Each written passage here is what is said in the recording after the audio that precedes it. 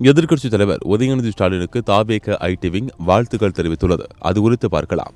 சென்னையில் நடைபெற்ற திமுக நிர்வாகி இல்ல திருமண விழாவில் கலந்து கொண்டு பேசிய உதயநிதி ஸ்டாலின், இஸ்லாமியர்களுக்கும் திமுகவுக்குமான உறவை யார் வந்தாலும் பிரிக்க முடியாது.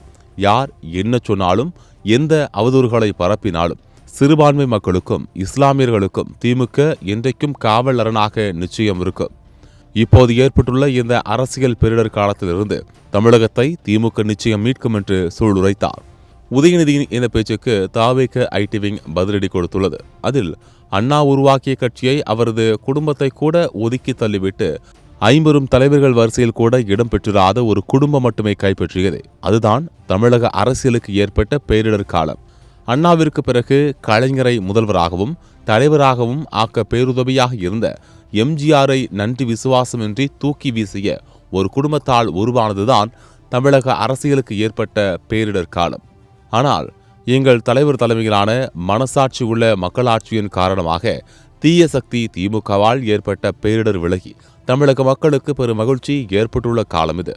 அந்த வகையில் தீதும் சூதும் நிறைந்த திமுகவிடமிருந்து தப்பிய தமிழக மக்களுக்கு இது அழகிய தென்றல் காலம், அகமகிழும் பேரின்ப காலம். ஆனால் தீய சக்தி திமுகவிற்கு இது பேரிடர் காலம்தான், அதில் சந்தேகமே இல்லை. எப்படியோ இப்படி உளறியாவது உண்மையை ஒப்புக்கொண்ட உதயநிதிக்கு வாழ்த்துக்கள் என்று தெரிவித்துள்ளது.